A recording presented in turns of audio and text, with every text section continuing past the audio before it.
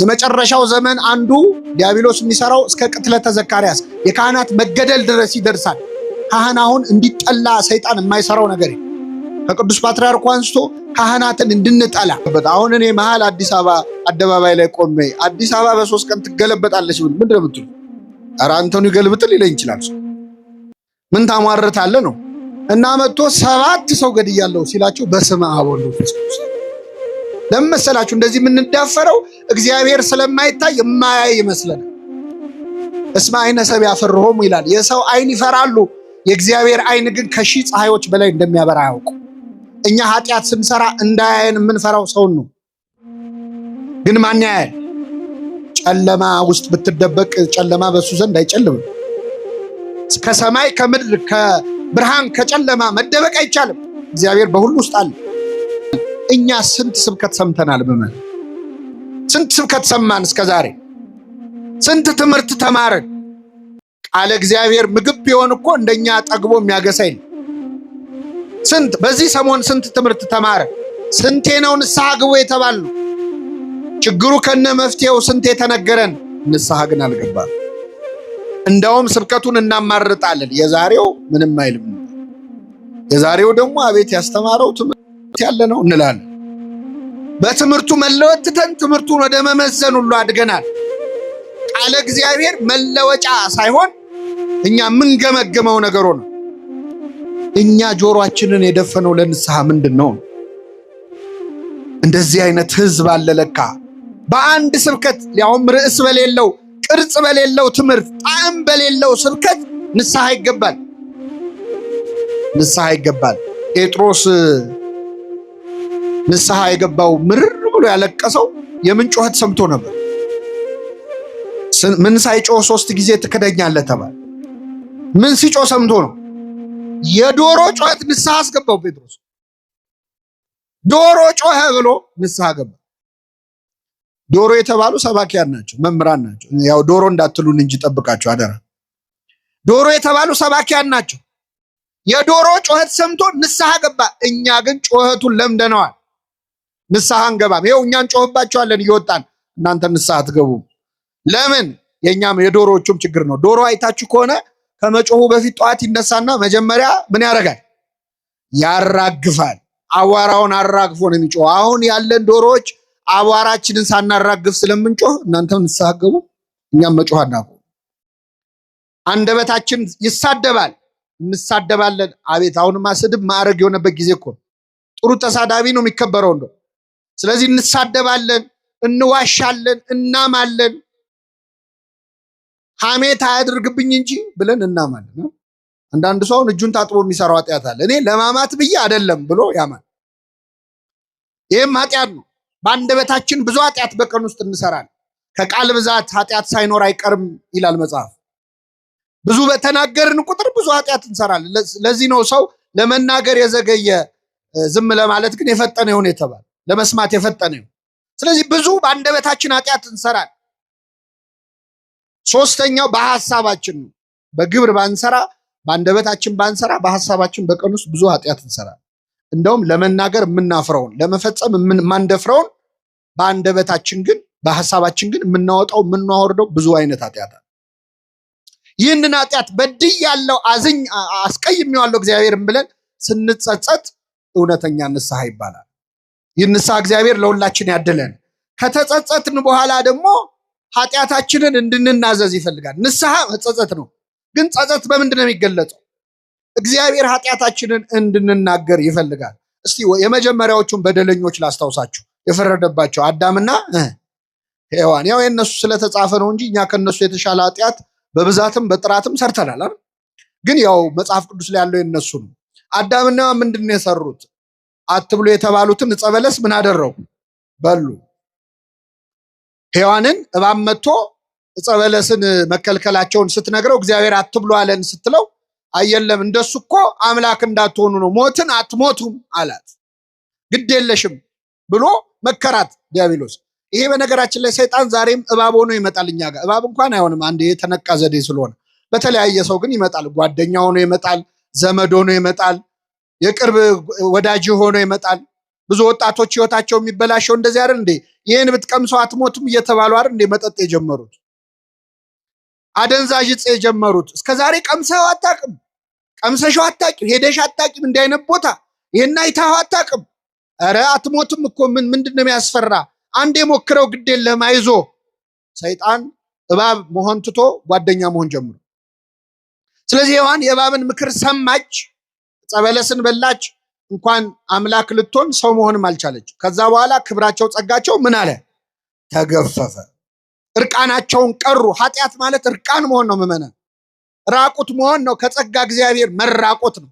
ኃጢአት ማለት ቀጥታ ትርጉሙ ማጣት ነው። ራሱ እግዚአብሔርን ማጣት። ተጎሳቆሉ።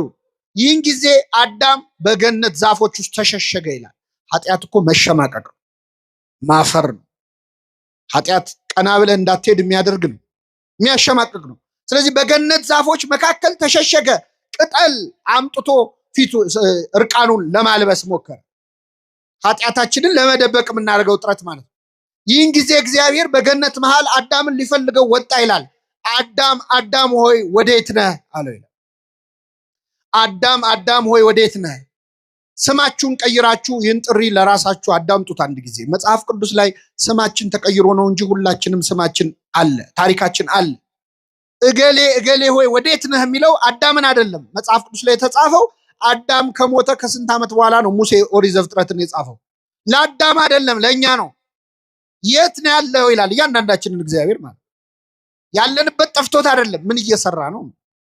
ወድቀሃል፣ ተነስተሃል፣ ጽድቅ እየሰራ ነው፣ ምንድን ነው እያለን አዳም አዳም ሆይ ወዴት ነህ አለው። እግዚአብሔር አዳም ያለበትን ቦታ ያውቃል አያውቅም? ያውቃል።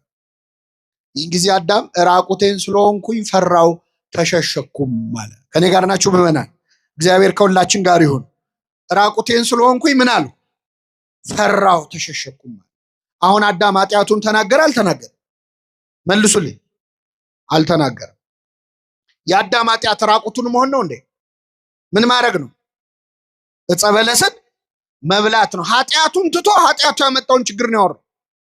ራቁቴን ስለሆንኩኝ ፈራው አለ። ራቁቱን መሆኑን አይደለም መናገር ያለበት፣ ዕፀ በለስን በላው ነው ማለት ያለ።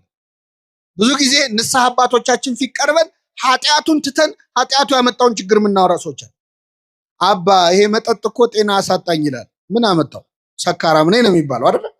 መጀመሪያ ቀጥታ ኃጢአቱን ዘሎ ኃጢአቱ ያመጣውን ችግር ተናገረ። እግዚአብሔር ደግሞ ጠየቀው፣ ራቁትህን መሆንህን ማን ነገረ? አትብላ ካልኩ ዛፍ በላህን አለው።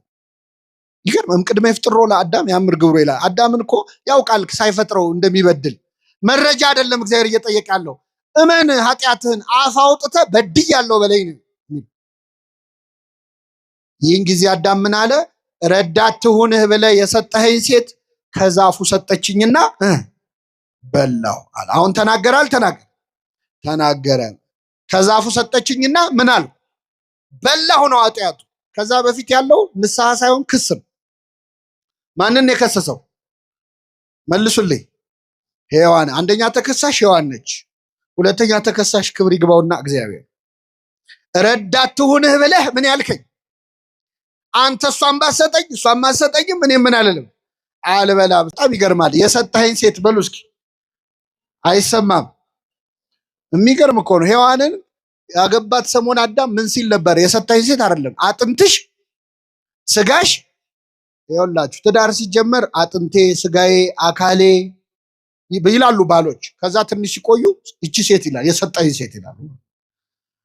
ሲቀዘቅዝ ማለት ነው ፍቅር። መጀመሪያ ግን አካሌ ነው አጥንቴ ነች።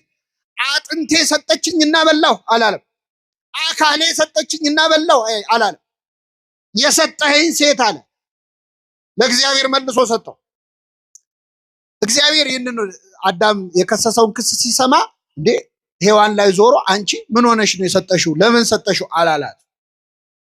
ያደረግሽው ምንድን ነው አላት። እስኪ በሉ ያደረግሽው። የአዳምን ወሬ ይዞ ሔዋን ላይ የሚጮህ አምላክ አይደለም እግዚአብሔር። ከሰው ወሬ ሰምቶ ሌላው ሰው ላይ የሚጮህ አምላክ አይደለም። የእሱን ሰማ ጥሩ አለና ወደ አዳም ዞረ፣ ወደ ሔዋን ዞረ። ያደረግሽው ምንድን ነው አለ። እያንዳንዱ ሰው የየራሱን ታሪክ እንዲተርክ እድል የሚሰጥ አምላክ። እሺ አንቺ ደግሞ ተናገር፣ ያደረግሽው ምንድን ነው አለ። እሷ ደግሞ እባብ አሳተኝና በላዋለች። እኛ ሰይጣን አሳሳተኝ እንደምንለው። ያም ሆነ ግን እግዚአብሔርን ሁሉ ጥያቄ የሚጠይቀው ለምንድን ነው ካላችሁ ኃጢአታችንን እንድንናዘዝ እንድናምን ማን ይፈልጋል? እግዚአብሔር። ቃየንም ወንድሙን አቤልን ገደለ። እግዚአብሔር ተገልጦ ምን አለው? ወንድም አቤል ወዴት ነው አለ። ያውቃል እኮ እንደገደለው። እግዚአብሔር መረጃ አይደለም የሚፈልገው፣ እንዲያምንለት ይፈልጋል። ወንድም አቤል ወዴት ነው አለ። የወንድሜ ጠባቂው እኔ ነኝ አለ። እግዚአብሔር ኃጢአታችንን የምንናዘዝበት የምናምንበትን ብርታት ለሁላችን ያድለ። ይህን ካልን ምዕመናን፣ ኦርቶዶክሳውያን ምዕመናን ኃጢአታችንን ንስሐ ለመግባት ለመጸጸት፣ መቼስ ማንም ሰው ኃጢአት ሰርቶ ደስ ሊለው አይችልም። መሸማቀቁ አይቀርም። ቅጠሉስ መደበቁ አይቀርም። ቀና ብሎ ለመሄድ ማፈሩ አይቀርም። አሁን እግዚአብሔር ቸርነቱ ነው እንጂ ኃጢአታችንን ቢገልጠው ማን ከቤቱ ይወጣል? ኃጢአት ቢሸት ኖሮ እስቲ ምዕመናን ቢሸት ከቤቱ የሚወጣ ሰው ወይ? ግንባራችን ላይ ቢጻፍ አንድ ሰው ከቤቱ አይወጣም። ደብቆ ሸሽጎ እግዚአብሔር በቸርነቱ ነው ያቆመ። ኃጢአትን ብትጠባበቅ አቤቱ ማን ይቆማል? ኃጢአታችን ካሸማቀቀን ግን ማድረግ ያለብን ተስፋ መቁረጥ አይደለም። ማድረግ ያለብን ማዘን አይደለም። ራስን መጥላት አይደለም። ያንን ኃጢአት ተበቀሉት። በምን? በንስሐ። ኃጢአታችንን ብንናዘዝ ሊያነጻን የታመነ ነው ነው የሚለው። የነነዌ ሰዎች ሳይሰበኩ ንስሐ ከገቡ እናንተ እንዲየተነገራችሁ ለምን አትወስኑ? ሄደና ኃጢአቱን ተበቀለ። የነነዌ ሕዝብ ሁሉ ወድቆ ተነስቶ ይቅር በለኝ ብሎ ኃጢአታችንን በመናዘዝ ነው የምንበቀል።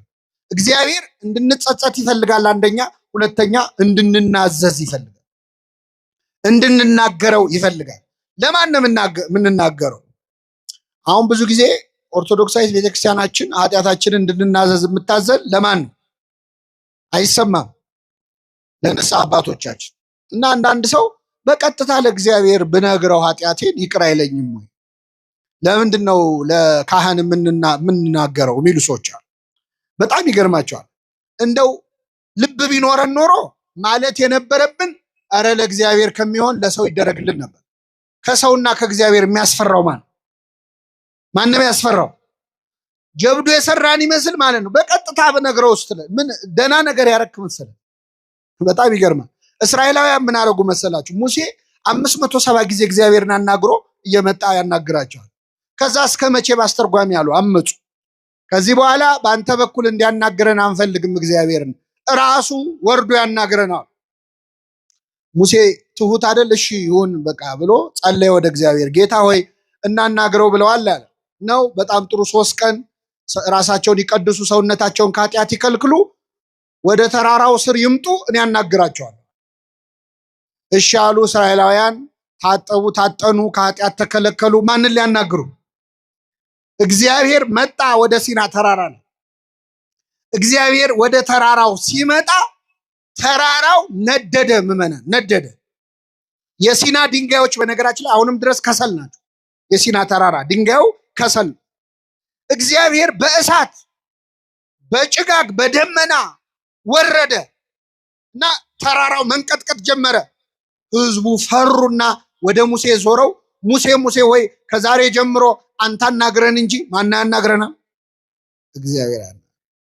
እኛ ግን ኃጢአት ሰርተን እኔ በቀጥታ ብነግረውስ ምን አይነት ድፍረት! ለምን መሰላችሁ እንደዚህ የምንዳፈረው? እግዚአብሔር ስለማይታይ የማያይ ይመስለናል። እስመ አይነ ሰብእ ያፈርሆሙ ይላል። የሰው አይን ይፈራሉ፣ የእግዚአብሔር አይን ግን ከሺህ ፀሐዮች በላይ እንደሚያበራ ያውቁ። እኛ ኃጢአት ስንሰራ እንዳያየን የምንፈራው ሰውን ነው። ግን ማን ያያል? ጨለማ ውስጥ ብትደበቅ ጨለማ በሱ ዘንድ አይጨልምም። ከሰማይ ከምድር ከብርሃን ከጨለማ መደበቅ አይቻልም። እግዚአብሔር በሁሉ ውስጥ አለ እና ኃጢአት ስንሰራ ያላሰብነውን እግዚአብሔር ንስሐ ሲሆን ነው ወይ የምንጠይቀው? ለሱ በቀጥታ ልንገረው። በአጭሩ ግን ምዕመናን በኦርቶዶክሳዊት ቤተክርስቲያናችን ትምህርት መጽሐፍ ቅዱስን መሰረት አድርጋ ንስሐ የምንገባው የምንናዘዘው 3 ጊዜ ነው። ስንት ጊዜ? 3 ጊዜ። አንደኛ ለራሳችን። አንደኛ ለማ ለራሳችን። በዚህ በሉቃስ ወንጌል ምዕራፍ 15 ላይ ከአባቱ ቤት የጠፋው ያ ልጅ ታሪክ ተጽፏል። ይህ ልጅ አባቱን ንብረት ካወደመ በኋላ ባዶ እጁን ቀርቶ በአሳማ በረት ውስጥ ቁጭ ብሎ ሳለ ይላል ተጸጸተ፣ ወደ ልቡ ተመለሰ፣ ንስሐ ተሰማው።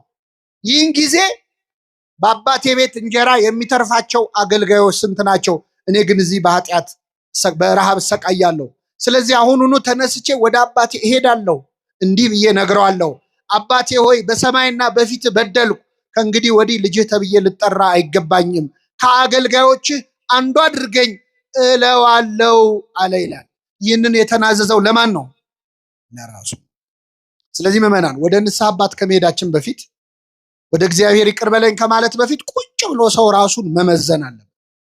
ምን ሳረግ ነው ያልኩት? እስቲ ዛሬ እዚህ ቤተክርስቲያን ከመምጣታችን በፊት የት ነው ያልነው? ስራ ላይ ወይ ትምህርት ላይ ወይ ቤታችን ነው የሚሆን? ምን ስናደርግ ነው ያልነው?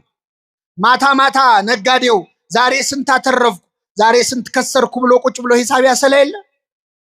እስቲ በመንፈሳዊው ዛሬ ስንት አተረፍን፣ ስንት ከሰርን? ነፍሴ ሆይ ዛሬ ከየትኛው እርሻ ነው ያልሽው ይላል ቅዱስ ባስልዮስ ማር ይስሐቅ። ነፍሴ ሆይ ዛሬ የትኛው እርሻ ላይ ነው ያልሽው? ለማን ስትሰሪ ዋልሽ? ለእግዚአብሔር ነው ወይስ ለሰይጣን ነው? ማንን ደስ አሰኘሽ? እስቲ ዛሬ በዋልነው ውሎ ማን ነው ደስ ያለው? እግዚአብሔር ነው ወይስ ሰይጣን?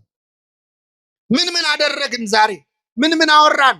ምን ምን አየን? ምን ምን ሰማን? የዛሬ ውሎህን ቁጭ ብለህ መመዘን አለብን። ስለዚህ የመጀመሪያው ኑዛዜ ለራስ፣ ሁለተኛው ለካህናት ነው። ለካህናት እንድንናዘዝ የእግዚአብሔር ፈቃድ ነው። እኔ 3 ጥቅሶች ነግራቸዋለሁ። ነገር በ3 ይጸናል። አንደኛ መጽሐፈ ኢያሱ ምዕራፍ 7 ከቁጥር 7 ኢያሱ 7:7 ላይ አካን ለተባለ ሰው የእግዚአብሔር ነቢይ ሌዋዊው ኢያሱ የነዌ ልጅ ማለት ነው አንድ ቃል ተናግሮታል። አቆመውና ምን አለው? ልጄ ሆይ ያደረከውን ንገረኝ፣ ለእግዚአብሔር ተናዘዝ አለ። እስኪ በሉ ያደረከውን በሉ እንጂ ንገረኝ፣ ለእግዚአብሔር ተናዘዝ። ለማን ተናዘዝ? ያደረከውን ምን በለኝ? ለካህናት መናገር፣ ለእግዚአብሔር መናዘዝ። እኛ ለቄሱ አይደለም የምንናገረው። ለማን ነው? እነሱ ምስክሮች ናቸው። አዕይንተ እግዚአብሔር ይላቸዋል ቅዱስ አትናቴዎስ በቅዳሴው። እግዚአብሔር አይን ፊት ነው እያወራችሁ ያላችሁት፣ ለካህኑ አይደለም፣ ለአይኑ ነው። በካህኑ አይንነት የሚያይህ እግዚአብሔር ነው። ካህኑ ምስክር ነው። ምህረት ይቅርታ የሚሰጠው እግዚአብሔር ነው። ካህናቱ ኃጢአታችንን ሰምተው ሲጨርሱ ከኃጢአት ማሰሪያ ማን ይፍታህ ነው የሚሉት። እኔ ፈትቻለሁ አይሉ፣ ፍቱ እኮ ብሏል። ግን እነሱ መልሰው የሰጣቸውን ይሰጡታል።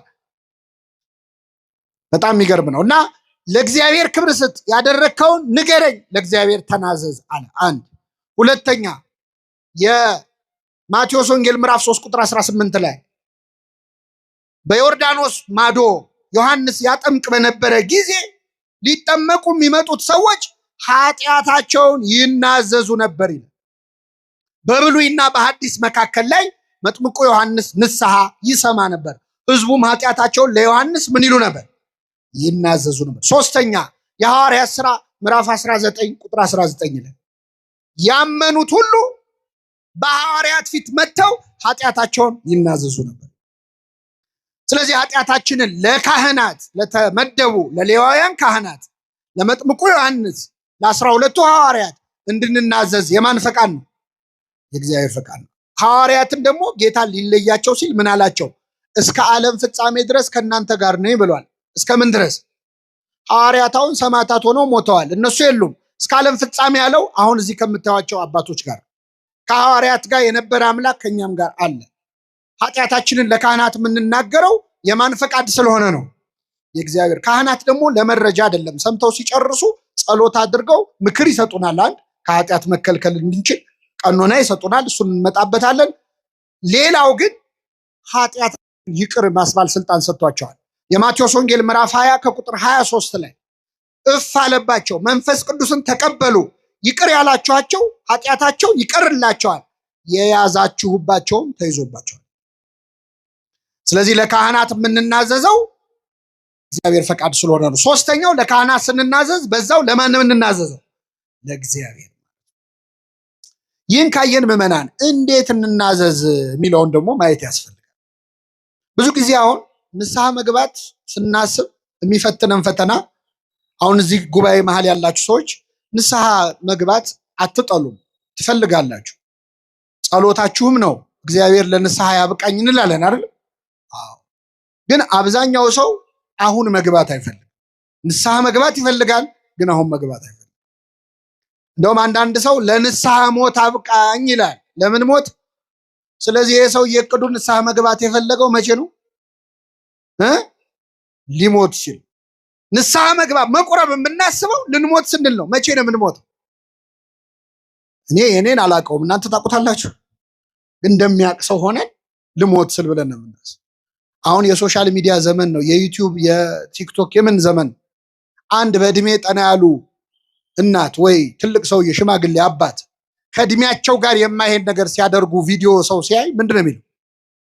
እርስዎ እንዴት በመቁረቢያ ወት ይላል። በምን ወት? ብዙ ሰው መቁረቢያ ሽምግልና ነው ብሎ የሚያስብ። እግዚአብሔርን በቃ ኃይላችን ሲደክም ማስታወስ ነው የምናስብ። በጉብዝና ወራት ፈጣሪን ምን በል ደስ አያሰኙም የምትላቸው ዘመናት ሳይመጡ ይላል። ደስ አያሰኙም የምትላቸው አይነ ሳይደክም ትንሹ ነገር ሳይረብሽ፣ አቤት ስታነቡት እንዴት ደስ ይላል። በጉብዝና ወራት ብሎ ሲዘረዝረው ሳትዝል ሳትደክም፣ ጆሮ መስማት ሳያቆም፣ አይነ ሳይፈዝ፣ ሁለቱ መስኮቶች ላይ ያሉ ይላል። ሁለት መስኮት የተባሉ አይኖች ናቸው። እኛ ግን የምናስበው ስንደክም ንስሐ መግባን እግዚአብሔርን የመጨረሻ ጉዳይ አድርገነዋል። በእውነት ይቅር ይበለን አምላካችን። አንዳንድ ሰው ደግሞ አይኔ እኮ ንስሐ መግባት እኮ አልጠላም ገባለሁ፣ ግን አሁን ንስሐ በገባ ተመልሼ ኃጢአት መስራቴ አይቀርም። ስለዚህ ትንሽ ልስተካከልና ከዛ በኋላ ንስሐ ገባለሁ። የሚያስተካክለን ማን ነው? ስስተካከል ንስሐ ገባለሁ ብለህ የምታስብ ከሆነ መቼም አትስተካከል። ምክንያቱም የሚያስተካክለን ማን ነው? እስቲ አሁን ገላችንን በየቀኑ በየሁለት ቀኑ በሳምንትም ያው ውሃ ይጠፋል ብዬ ነው፣ በሳምንትም በወርም እንታጠባለን። ከታጠብን በኋላ እንቆሽሻለን አንቆሽሽ። ስለዚህ መቆሸሻችን ለማይቀር አንደኛውን ጠርቀምቀም ሲል ከሬሳ ጋር እንታጠብ የሚል ሰው አለ? የለም። እንደምንቆሽሽ እያወቅን እንታጠባለን። ኃጢአት እኮ ቆሻሻ ነው ምመና። ከዚህ በኋላ ኃጢአት ሰራለሁ። በጣም ብዙ ሰው ንስሐ የማይገባው ኃጢአቱ ከብዶት አይደለም፣ ከኃጢአት መገላገል ሳይፈልግ ቀርቶ አይደለም፣ ለወደፊት ሊሰራ ላሰበው ኃጢአት ሲል ያልሰራ ነው ኃጢአት አለ ገና። አሁን ብዙ ሰው ቁረቡ ሲባል የሚፈራው ከዚህ በኋላ ሊሰራ ያቀዳቸው ኃጢአቶች ስላሉ። እግዚአብሔር እንዴት ያየን ይሆን? በእውነት በጣም ይገርማል። እና ጠላቴ ሆይ በወድቅ እነሳለሁ። ሰዓታታችን ሲጀምር እንዲህ ብሎ ነው፣ እመኒ ወደቁ ትነሳ፣ በወድቅ እነሳለሁ። ወእመኒ ሆርኩ ውስተ ጽልመት፣ በጨለማን ብመላለስ እግዚአብሔር ያበርህ ሊተ፣ እግዚአብሔር ያበራልኛል ብሎ ነው። ብንወድቅ የሚያነሳን ማን ነው? ስለዚህ ለምን ወደቅ አይልም፣ ለምን አልተነሳም ነው። ክርስቶስ አሁን ሊፈርድ ቢመጣ ለምን ኃጢአት ሰራችሁ እኮ አይደለም የሚለው፣ ለምን ንስሐ አልገባችሁ፣ ለምን ወደቃችሁ አይደለም፣ ለምን አትነሱ። እሱ ይቅር ማለት ሳይሰለቸው እንዴት እኛ ይቅር በለም ማለት ይሰለቻል? ስለዚህ ኃጢአታችንን መናዘዝ አለብን። ኃጢአቱን የሚሰውር አይለማም ይላል። ኃጢአትን ስትደብቀው እግዚአብሔር ይገልጥብሃል፣ ስትገልጠው ይደብቅልሃል። ራስን ስትከስ ከዲያብሎስ ክስ ትድናለህ። ዲያብሎስ ይሄን ሰርቷል እኮ ሲል አዎ እንደሰራማ ለእኔ መጥቶ ነግሮኛል ይላል እግዚአብሔር። አንተ ስትደብቀው ግን ዲያብሎስ ያንን ወስዶ ቁስልህን እየነካካ ሲኦል እንድትገባ ነው የሚፈልገው፣ እንድትኮነን ነው እያስታወሰ። ስለዚህ ብዙ የሚቆጠር ኃጢአት ስላለን እግዚአብሔር ፊት እንግለጠው ኃጢአታችን። ኃጢአት ስትደብቅ እግዚአብሔር ይገልጥብሃል። መጽሐፍ ቅዱስ ላይ ኃጢአቱን የደበቀ የአንድ ሰው ታሪክ አለ። ነቢየ እግዚአብሔር ዳዊት። መቼስ ያው ስለተጻፈ ነው። ዳዊት ብዙ ጽድቅ የሰራ ነው፣ ግን ኃጢአቱም ተጽፏል። መጽሐፍ ቅዱስ ጥሩ ጥሩ ታሪኮች ብቻ አይደለም፣ መጥፎ ታሪኮችም ተጽፈዋል። ክፉ የሰሩትም ተጽፏል፣ ደግ የሰሩትም ተጽፏል። ለምንድን ነው? ተስፋ እንዳንቆርጥ ነዋ። እኛ ክፉዎቹ የወደቁት ሲነሱ አይተን እንድንነሳ። ዳዊት መጀመሪያ ኃጢአቱ ምንድን ነው? ስራ መፍታት። ስራ ስንፈታ ብዙ ጊዜ ሰይጣን ስራ ይሰጠናል። የሰይጣን የሚሰጠን ስራ ደግሞ ኃጢአት እና ዳዊት ስራ ፈቶ በሰገነቱ ሲመላለስ ቤርሳቤ የተባለች ሴት ከወር ልማዷ ነጽታ ነበርና ገላዋን ስትታጠብ አየ። ተመለከተ ብቻ አይደለም፣ መርዞ አያት፣ በደንብ አያት። ስለዚህ ልቡ በዝንቡት ጦር ተነደፈ። ማናት ብሎ ጠየቀ። የኬጢያዊው የኦርዮ ሚስት ናት አሉት። በቃ እዚህ ጋር ነው ታሪኩ ማብቃት ያለበት። የሰው ሚስት ናት ሲባል ያቆም ነበር። ዳዊት ግን አስጠራት። ብዙ ጊዜ ማመንዘር የሚመጣው ባለትዳር ነው ባለትዳርና ከተባለ በኋላ ጨዋታው ይቀጥላል። የሰው ሚስት ናት ሲባል ማቆም አለበት። ዳዊት ግን አስጠራት፣ አስመጣት፣ አስነወራት። መጽሐፍ ቅዱስ ባልና ሚስት የሚያደርጉትን ሩካቤ አወቃት ይላል። አዳም ሚስቱን ሔዋንን አወቃት፣ አብርሃምም ሳራን አወቃት ይላል። በጋብቻ በህግ ከሆነ ከህግ ውጭ ከሆነ ግን አስነወራት፣ ደረሰባት ነው የሚለው። ስራው አንድ ነው፣ እግዚአብሔር ግን ሁለት አድርጎ ነው የሚያየው። ስለዚህ አስነወራት። ይቺ ሴት በአጋጣሚ ከወር ልማዷ ነጽታ ነው አይደል ስታጠብ የነበረው። ስለዚህ ጸነሰች እና ማርገዟን ላከችበት። አሁን አስቡት፣ ዳዊት የወታደር ሚስት ቀምቶ ደፈረ ቢባል ለስሙ ጥሩ ነው አይደል? እችን ነገርማ ማረም አለብኝ ብሎ ኬጢያዊ ኦርዮን አስጠራው ከጦር ሜዳ። እቅዱ ምንድነው? መጥቶ ከሚስቱ ጋር ያድራል፣ ያው ጽንሱ ከሱ ነው ይባላል ማለት። አስጠራው። እንዴት ነው ጦሩ? እንዴት ነው? በላርፈህ ትሄዳለህ፣ አሁን ወደ ቤት ግባና ራት ብላ፣ እንደው ከሚስት ጋር ተኛ ማለት ነው የቀረው ኃጢአቱን ለመሸፈን። ከቤተ መንግስት ምግብ ተላከለት። ብዙ ጊዜ ከቤተ መንግስት የሚላክ ምግብ ችግር አለ። በላ ጠጣ፣ ግን ውጭ አደረ። ዳዊት ሲሰማ ከውጭ ነው ያደረው። አስጠራው። ምን ነው? ምን ሆነ ነው ውጭ አደርካ? የእግዚአብሔር ታቦት በደጅ አድራ።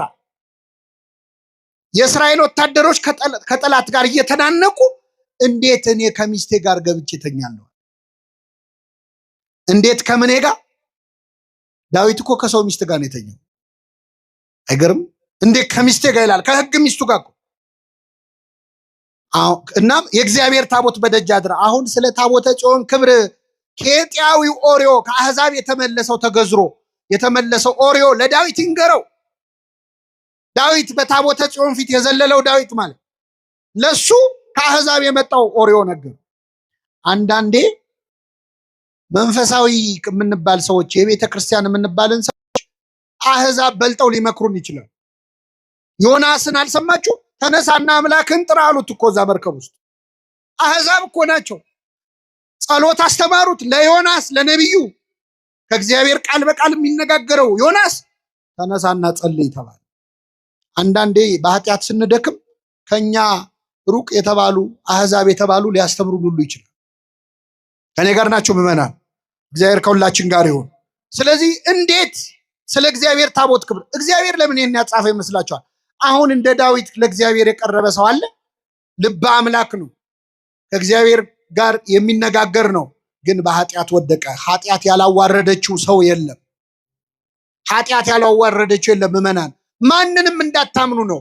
እገሌ አባት ነው፣ እገሌ መነኩሴ ነው ናቸው፣ እገሌ አጥማቂ ነው፣ እገሌ ሰባኪ ነው፣ እገሌ ዘማሪ ነው፣ እገሌ እኮ ጸሎተኛ ነው፣ እገሊት እኮ እንዲህ ናት ብላችሁ ማንንም ሰው እንዳታምኑ።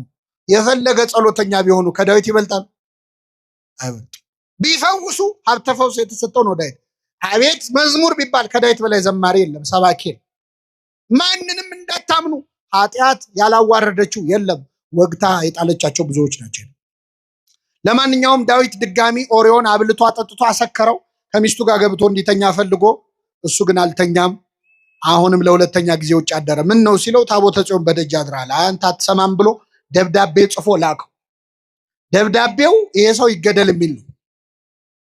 ምስኪን ኦርዮ እንደ ባህራን የሞቱን ደብዳቤ እንደያዘው ባህራን፣ እንደ ይስሐቅ የሚሰዋበትን ተሸክሞ እንደሄደው፣ እንደ ክርስቶስ መስቀሉን እንደያዘው መገደያውን ደብዳቤ ይዞ ወደ ኤልያብ ወደ ጦር መሪ ወስዶ አሳየው። አየው። ሲያየው ይገደል ይላል። በጣም አዘነ። ግን የንጉስ ቃል ነው፣ ምንም ማድረግ አይቻልም። የጠላት ጦር ግር ብሎ የሚመጣበት ቦታ ላይ ሄዱና ጥላችሁ ሽሹ አላቸው። ወዴት ነው የምትሄዱት? ታቦተ ጽዮንን ከድታችሁ እስራኤልን ከድታችሁ እያለ እየለፈለፈ ተደብድቦ ሞተ። የእግዚአብሔር ነቢይ ናታን በፈረስ ላይ ሆኖ መጣ። ነቢያት በአህያ ላይ ከመጡ አገር ሰላም ነው፣ በፈረስ ላይ ከመጡ ችግር አለ። ምንድነው አለ ዳዊት። ደነገጠ። አረ ንጉሥ ሆይ በአገር ትልቅ በደል ተፈጽሟል። ምን ነው? ምን ሆነ አለ። አይ አንድ ሰው አንድ በግ የነበረው ድሃ ሰው ነበረ እና የድሃ ሰው ከጎረቤቱ ደግሞ ብዙ በጎች ያሉት ባለጸጋ ሰው። እና ይህ ሰው ወደ ሩቅ አገር መሄድ ሲፈልግ ይችን አንዲት በግ ለባለ ብዙ በጉ ሰውዬ አደራ ብሎ ሰጠው። ይህ ሰው እሺ ብሎ ተቀበለ። ከዛ እንግዳ መጣበት። እንግዳ ሲመጣበት ብዙ በጎቹ መሃል አንዱን ማረድ ሳስቶ ይህ ሰው አደራ ብሎ የሰጠውን በግ አረደበት። ምን ይመስላል ንጉሥ ሆይ አለው። ይህ ሰው ምናምንቴ ነው። ስለ አንድ ፈንታ 4 እጥፍ ይመልሳል። ስንት እጥፍ? ንጉሥ ሆይ ያ ሰው አንተ ነህ አለው። ንጉሥ ሆይ የፈረድከው በማ ላይ ነው? በራስ ላይ። ብዙ በጎች አሉት የተባልከው እግዚአብሔር ባይፈቅደውም ዳዊት ብዙ ሚስቶች ነበሩት፣ ብዙ ቁባት ነበሩ። እግዚአብሔር አንድ ሰው ለአንድ ሰው ነው ያለው። ዳዊት ግን ብዙ ሚስት ነበረው። አንተ ነህ። አንዲት በግ አለው የተባለው አንተን አምኖ ጦር ሜዳ ሄደው ኦሪዮን። እንግዳ መጣብህ የተባለው ጊዜያዊ ስሜት ነው፣ ፍትወት ነው።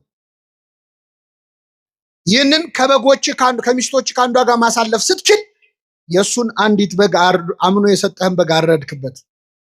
ስለዚህ የፈረድከው በማ ላይ ነው? በራስ ላይ ነው። ይገርማቸዋል። ዳዊት ስለ አንድ ፈንታ ስንት እጥፍ ይመልስ ነው ያለ? አይሰማም። 4 እጥፍ መለሰለት እግዚአብሔር። እሱ አንድ ኦሪዮን ነው አለ የገደለው። ዳዊት ከዚህ ሴት ከቤርሳቤ የተጸነሰው ልጁ ከተወለደ በኋላ በጠና ታሞ ዳዊት ማቅ ለብሶ ተንፈራፍሮ አልቅሶ ለምኖ እግዚአብሔር ግን አልፈቀደም። ያ ልጅ ሞተ። አንድ በሉ። 2 የዳዊት ወንድ ልጅ አምኖን የሚባል ሴት ልጁን ደፈረበት። ወንድም እህቱን ደፈረ። ይሄ በቁም መግደል ነው አይደል? አዋረዳት። ዳዊት አዘነ። ስንት? 2 3 ይህ ደፋሪው ልጅ ሌላው የዳዊት ልጅ አቤሴሎም እንዴት እህቴን ይደፍራል ብሎ ተነስቶ ይህን ደፋሪውን አምኖንን ገደለው። ስንት ሆነ? 4 አቤሴሎም ዳዊት ላይ አምጾ በጦር ሜዳ ሞተ። ስንት ሆነ? 4 አንዳንዴ እግዚአብሔር የማይሰማ መስሎን እንዲያርግብኝ እንዲጨምርብኝ ይላል። ይሰማል። እግዚአብሔር ይሰማል። አሁን ይህን ሁሉ ታሪክ ያነሳውን ለምንድን ነው? ዳዊት ሰው እስከ ማስገደል የደረሰው ኃጢአቱን ለመሰወር ነው። እና መጥቶ ገለጠበት። እግዚአብሔር ሲገልጥበት ምን አለ? አቤቱ እንደ ቸርነትህ መጠን ማረኝ። ዳዊት ጸሎት ያውቃል። አያችሁ፣ ሲያየው ኃጢአቱ አዋጠው። እንደ ኃጢአቴ መጠን አይደለም፣ እንደምን መጠን? እንደ ቸርነት መጠን ማረኝ። እንደ ይቅርታ ብዛት መተላለፌን ደምስሳል። በደሌ አያዋጣኝም፣ አንተ ፊት አያቆመኝም። ልትምረኝ የሚገባኝ አይደለሁም። እንደ ምህረትህ ብዛት መተላለፌን ደምስስ፣ ከበደሌም ፈጽሞ ጠበኝ፣ ከኃጢአቴም አንጻኝ። እኔ መተላለፌን አውቃለሁና ይኸው አምኛለሁ። ኃጢአቴም ሁል ጊዜ በፊቴ ነው አለ። የሰራሁትን ኃጢአት አልረሳውም፣ ሁሌ ያስታውሰዋል። አንተን ብቻ በደልኩ አለ። ንጉሥ አድርገህ ሾመኛል፣ ከኔ በላይ አለቃ የለም። አንተን ያለው አንተን ብቻ በደልኩ። ብበድልስ አንተን መሐሪውን አይደል? ይቅር ባዩን አይደል ወይ? አንተን እኮ ነው የበደልኩት። በፊትህም ክፋትን አደረግኩ፣ በነገርህ ትጸድቅ ዘንድ በፍርድም ንጹሕ ትሆን ዘንድ ሁሉ ይበድላል ብለህ የተናገርከው እውነት ሆኖ ይገኝ ዘንድ ይኸው እኔም በድዬ ተገኘሁ። ሁሉም ለካ የረከሰ ነው አለ ዳዊት። ይህንን ሁሉ ኃጢአት ውስጥ የገባው ግን ኃጢአቱን ለመደበቅ ነው። ኃጢአቱ ተደበቅ አልተደበቀም? እንኳን ሊደበቅ ይኸው የብስራተ ገብርኤል ምዕመናን ቁጭ ብላችሁ የዳዊትን ኃጢአት እየሰማችሁ ነው አይደል? የሰው ሚስት እንዲያርጎ እኔ ገና ሌላ ደብረ ሄጄ እናገራል። እሱ የዛ ዘመን ሰው እንዳይሰማ ነው የፈለገው አይደል? መማሪያ ያደረገው እግዚአብሔር። መማሪያ ከመሆን ይሰውረን። አይገርምም? የዘር ሐረጉ እንኳን ሲዘረዘር መች ለቀቀው? አብርሃም ይስሐቅን ወለደ፣ ይስሐቅም ያዕቆብን ወለደ ብሎ እሴይም ዳዊትም ከኦሪዮ ሚስት ሰሎሞንን ወለደ ይላል። ከማን ሚስት? እስቲ በሉ። ከኦሪዮ ሚስት ማንን ወለደ? ሰሎሞንን ወለደ። እዚህ ውስጥ ዳዊትንም የኦሪዮ ሚስትንም እግዚአብሔር እንዳዘነባቸው ያሳያል። ዳዊትን ከኦሪዮ ሚስት ብሎ በኃጢአት መውለዱን ገለጠበት። እግዚአብሔር ኃጢአታችንን ይሸፍንን። እንዲሸፍነው ግን መግለጥ አለብን። ንስሐ አባቶቻችሁ ጋር ቀርባችሁ ምን ይሉኝ ይሆን አባ፣ እንደው ይታዘቡኝ ይሆን ምናምን፣ እንደው ለሌላ ሰው ቢናገሩ። ሲጀመር ካህን አዲስ ኃጢአትም አንሰራም እኛ፣ ብዙ ክሬቲቭም አይደለን። በነገራችን የሁሉም ሰው ኃጢአት አንድ አይደለም። ሁለተኛ መተህ የምትናገረው ለካህኑ አይደለም። ለማን ነው? እግዚአብሔር። ምን ቸገረ? ተናገረው፣ ተበቀለው ሰይጣንን። አንተ ላይ የሰራውን ያቆሰለህን ቁስል ገልጣ አሳየው ለካህኑ። እንዲህ አድርጎኛል፣ ብለህ እግዚአብሔር ፊት አሳየው። ሕፃን ሆነን ትዝ ይላችኋል ስንመታ ወላጆቻችን ጋር መተን የተመታንበትን ቦታ እዚህ ጋር ተመታው ብለን እንደምናሳየው ንስሐ ስትገቡ ሰይጣን የመታችሁን ለአባታችሁ ለእግዚአብሔር እያሳያችሁ፣ እዚህ ጋር ነው የቆሰልኩት፣ እዚህ ጋር ነው የታመምኩት። ሰይጣን ያፍራል። ስንት ዓመት አንተ ላይ የገነባውን የኃጢአት ግንብ ስትናዘዝ ይፈርስበት። አንተም ሰላም ታገኛለህ። ናዘዘ አረጋጋ ነው። ኑዛዜ መረጋጋት ነው። ሰላም ታገኛለህ፣ እረፍት። ስለዚህ ኃጢአተኛ ሆነን ለምን ትዕቢተኛ እንሆናለን? ለምንድን ነው ገጽታችን የሚያሳስበን? ለምንድን ነው ጥሩ ሆኖ መታየት የሚያሳስብህ? እግዚአብሔር ፊት ብታጋልጠው ራስህን በመላእክቱ ፊት ከመዋረድ ትድናል። በፍጥረት ሁሉ ፊት ኃጢአት ከሚገለጥ በፈጣሪ ፊት ቢገለጥ ይሻላል። በሰው እጅ ከመውደቅ በማን እጅ መውደቅ ይሻል? እግዚአብሔር በሱ እጅ እንድንወድቅ ይፍቀድልን። አሁን አንዳንድ ሰው ንስሐ አባቱ ጋር ይመጣና ቅኔ የሚቀኝ ሰው አለን። ሲናዘዝ ራሱ ለቄሱ እንዳይገባ አድርጎ አንዳንዱ ብልጥ ለመሆን ይሞክራል። አባ እኔ በቃ እንደው ባጭሩ ኃጢአት የተባለውን በሙሉ ምን ብያለሁ? ሰርቻለሁ። እንደዚህ ይቻላል? አይቻልም። ሐኪም ቤት ሄደ ዶክተር ባጭሩ በሽታ የተባለውን በሙሉ ታምሜያለሁ ትላል። ይሸቀሽቀኛል፣ ይወጋኛል ነው አይደል? በሽታውን የደበቀ ምን የለውም፣ ኃጢአቱን የደበቀም ስርየት የለውም። እግዚአብሔር ኃጢአታችንን ለመግለጥ ያብቃል። ስንገልጠው ይሸፍነዋል፣ ስንሸፍነው ግን ይገልጠዋል። ይህን ካልን ለመጨረሻ አባቶቻችን ካህናት ፊት ስንናዘዝ፣ ሌላው ካህኑ ኃጢአት ይሰራ የለ ወይ? እንዲያደርጉ የለ ወይ? ካህናት ራሳቸው እንዲየሰሩ አሁን ለአንተ ይቅርታ ያሰጣሉ ወይ ይላል ሰይጣን። አውቆ እኮ ያውቀዋል እኮ። ካህናት የሚሰጡት አገልግሎት ከኃጢአትና ከጽድቃቸው ጋር አይገናኝም። ቅዱስ ባስልዮስ ካህናትን በማህተም ይመስላቸዋል። ማህተም ሁለት ማህተም ቢኖር ይላል፣ አንዱ የብረት አንዱ የወርቅ ቢሆን እላዩ ላይ የንጉስ መልክ ቢኖረው፣ የንጉሱ መልክ አንድ አይነት ከሆነ ቀለም ነክረ ስትመታው የማህተሙ ስዕል የትኛው የወርቅ የትኛው የብረት እንደሆነ ማወቅ ይቻላል? አይቻልም። በኃጢአተኛ ካህንና በንጹህ ካህን መሃልም ያለው ልዩነት ይሄ ነው።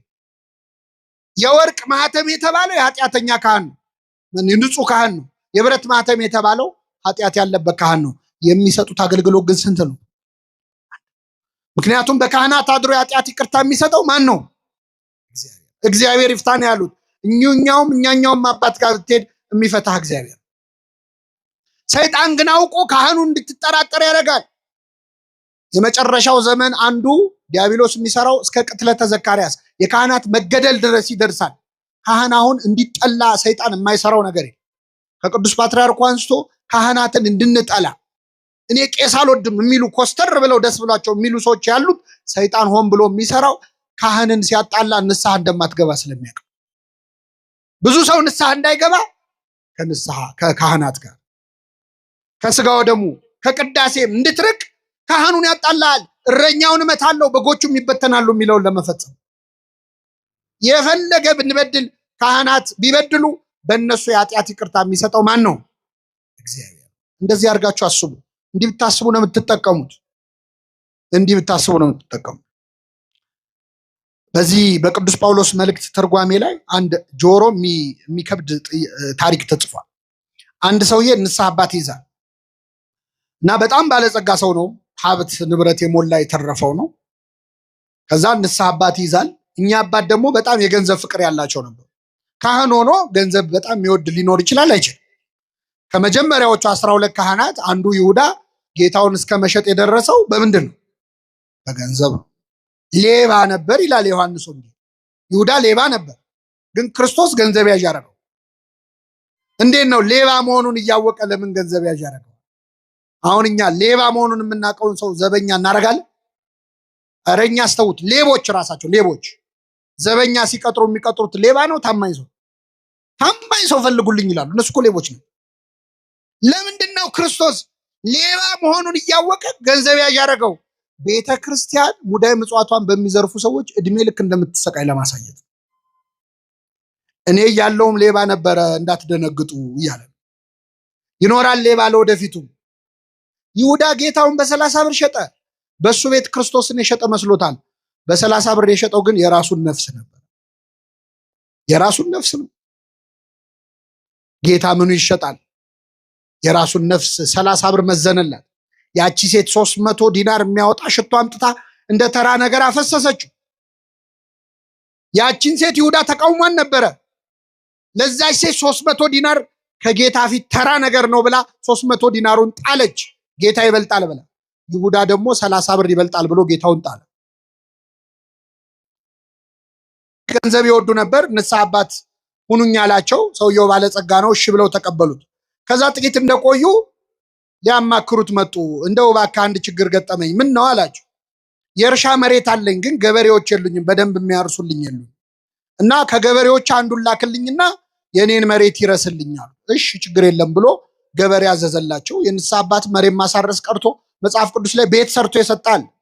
ለንስሐ አባቶቻችን ይህን ተራ ነገር ብናደርግ ለነሱ ከሚሰጡን አንጻር ምንም ነው እና ቤት ገዝቶ ሁሉ ይሰጣል። እና ይህ ሰው ገበሬውን ላከላቸው። ከዛ ሲያርስ ቆየ። ገበሬው እያረሰ ያለ አንድ ነገር አገኘ። የንስሐ አባትየው መሬት ላይ የተቀበረ በድስት የተቀበረ ወርቅ አየ። ቆፍሮ ሲያወጣ ወርቅ ነው። መልሶ ቀበረውና እሳቸው ጋር መጥቶ ማን ነው ባለጸጋው ጋር መጥቶ ኧረ የንስሐ አባት መሬት ላይ እኮ በጣም ብዙ በኪሎ የሚመዘን ወርቅ አገኘዋል። ያየ ሰው አለ? የለም። ለሌላ ሰው ነግራል? አልነገርኩም። በል እንደዛ ከሆነ ወርቁ የተገኘው እሳቸው መሬት ላይ ስለሆነ ወርቁ የሚገባው ለእሳቸው ነው፣ ሄደ ንገራቸዋል። እሺ ብሎ የገበሬ ሄዶ ንስሐ አባትየው ጋር የእርሶ መሬት ላይ ወርቅ አገኘው አላቸው። ገንዘብ ይወዳሉ ብያቸዋለሁ። በጣም ተደሰቱ። የታረከው አሉት። ቀብሬዋለሁ። በጣም ጥሩ፣ በቃ ያለበትን ታሳየኛለህ፣ ማታ እንገናኛለን፣ ግማሹን ላንተ አካፍልሃለሁ አሉ። እሺ ተባባሉ፣ ተስማሙ። አሁን እኚህ ሰው ግማሹን አካፍለዋለሁ ካሉ በኋላ ቁጭ ብለው ሲያስቡት እኔ ግን ምን ነክቶኝ ነው ግማሹን አካፍላለሁ ያልኩት? በአፌን ይበላኛል ማለት ጀመሩ። ሩቡን እንኳ ብለው ምን አለ እስቲ። ሰይጣን ልባቸው ውስጥ ገባ። ሲብከነከኑ አሉ ማታ ላይ ገለዋለሁ ብለው ወሰኑ። ከዛ የተቀበረበትን ቦታ አሳያቸው። እዚህ ነው ብሎ ሲያሳያቸው ግራ ቀኝ አይተው ሰው አለመኖሩን አይተው ይህን ሰው ገደሉት እና ወራጅ ውሃ ውስጥ አሉት። ማንም አልሰማም ብለው ነው። ወርቁ መገኘቱን የሰማ ሰው አለ? የለም። ባለጸጋው ሰው ቢጠብቅ አይመጣም የሰውዬ። ከዛ በኋላ በጠዋት ሄዶ ሲያይ እዛ እርሻ መሬት ላይ ደም አየ። ገባው ነገሩ። በጣም አዘነ። እኚህ ሰው ገለውታል ማለት ነው። እግዚአብሔር ይፍረድባቸው። እኔ ግን ከዛሬ ጀምሮ መስቀልም አልሳለም፣ ቤተ ክርስቲያንም አልሄድ፣ ስጋ ወደሙም አልቀበልም ብሎ ቀረ። እንደዚህ አይነት ንግግር ሰምታችሁ አታውቁ? ብዙ ሰው አለ እኔ ከዛሬ ጀምሮ የአባ ገሌን መስቀል አልሳለምም የሚል። መስቀሉ የማን ነው? እኔ አቡነ ገሌን የአባ ገሌን ቄስ ገሌን እኔ አይጥሙኝም የሚል ሰው አለ። መስቀሉ እኮ የክርስቶስ ነው። የክርስቶስ መስቀል እንኳን ኃጢአተኛ ካህን ቀርቶ ሰይጣን ቢይዘው አይረክስም። ችሎ አይዘውም እንጂ ሰይጣን ቢይዘው አይረክስም። መስቀሉ መስቀል ነው። ስጋው ደግሞ አልቀበልም። እኔ ካህን አልወድም።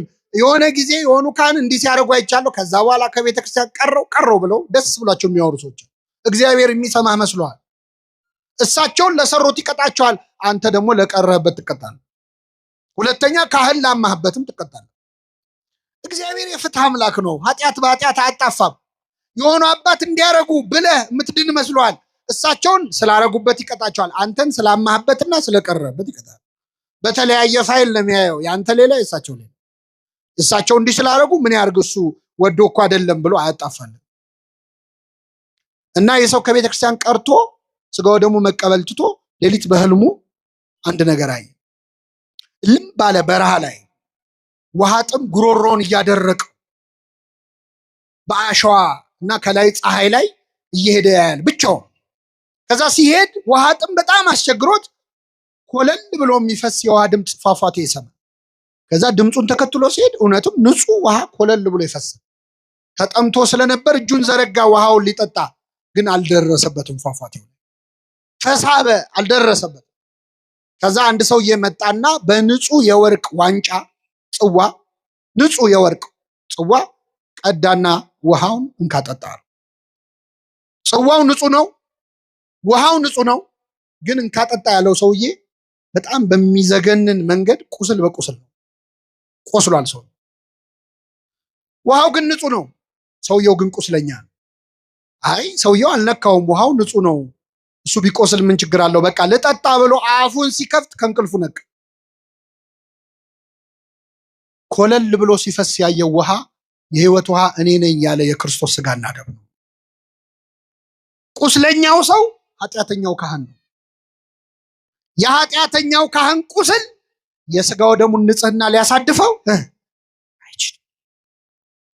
እንደዚህ አድርጎ ለማሰብ እግዚአብሔር በቸርነቱ ይርዳል። የመጨረሻው ካህናት ንስሐ